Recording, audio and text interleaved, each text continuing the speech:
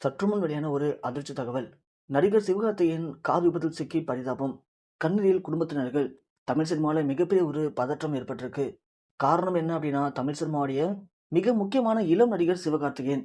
தமிழ் சினிமால வளர்ந்து வரக்கூடிய ஹீரோ. தமிழ் சினிமால ஆரம்பத்துல ஒரு நடிகரா நடிக்கணும் அப்படின்னு வாய்ப்பு தேடி பல இடங்கள்ல அலைஞ்சிருக்காரு. வாய்ப்பு கிடைக்காதனால அந்த நேரத்துல விஜய் டிவில ஒளிபரப்பான கலக்கப் போவது யாரு அப்படிங்கிற நிகழ்ச்சியில ஒரு போட்டியாளரா கலந்துகிட்டு, அதுல தனது திறமையான காமெடிகளை வெளிப்படுத்தி ஒரு சிறந்த நகைச்சுவை நடிகரா மாறினார் சிவகார்த்திகேயன்.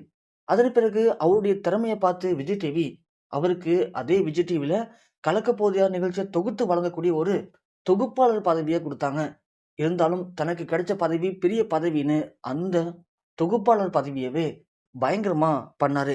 அவர் பண்ண அந்த விஷயங்கள் எல்லாமே மக்கள் மத்தியில அவருக்குன்னு தனி ஒரு இடத்த பிடிக்கிறதுக்கு வாய்ப்பா அமைஞ்சது.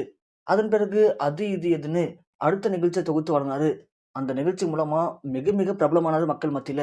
அப்பதான் அவருடைய இந்த காமெடி திறன பார்த்தும், நடிப்ப பார்த்தும் அவருக்கு நடிக்கக்கூடிய வாய்ப்ப குடுத்தாங்க.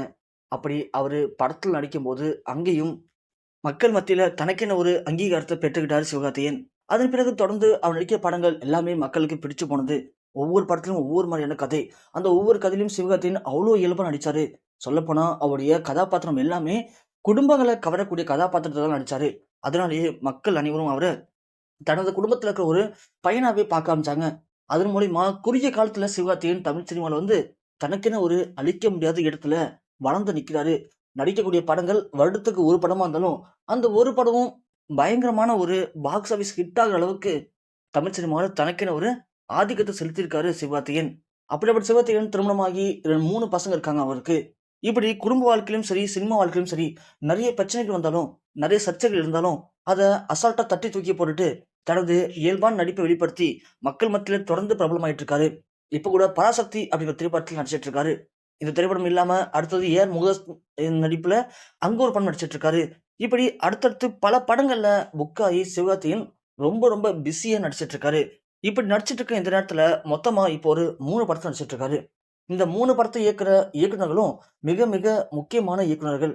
அதுல குறிப்பா சுதா கங்காரோ, இவங்க இயக்குற இந்த பராசக்தி திரைப்படத்துல முக்கியமான கதாபாத்திரத்துல சிவகார்த்திகேயன் நடிச்சிட்டு இருக்காரு. அப்படி ஒவ்வொரு படத்துக்கும் ஒவ்வொரு லொகேஷன்ல மாறி மாறி கொஞ்சம் கூட ரெஸ்ட்டே இல்லாம சிவகார்த்திகேயன் தொடர்ந்து தனது நடிப்பை வெளிப்படுத்திட்டு இருக்காரு. இப்படி பராசக்தி முடிச்சா அடுத்த படத்துக்கான ஷூட்டிங் ஸ்பாட் போறது. அது முடிச்சா இன்னொரு படம். இப்படி 3 படத்துக்கும் மாறி மாறி ஷூட்டிங் ஸ்பாட் போயிட்டு வந்த சிவகார்த்திகேயனுடைய கார் திடீர்னு ஒரு ஹைவேல பயங்கரமா விபத்துக்குள்ளாயிருக்கு. இத யாருமே எதிர்பார்க்கவே இல்ல. இவருடைய கார் விபத்துக்குள்ளாக்கி அங்கேயே பயங்கர கூட்டம் கூடியிருக்கு. உடனடியாக ஆம்புலன்ஸ் வரவைக்கப்பட்டு அவர அங்கேருந்து மீட்டு எடுத்திருக்காங்க.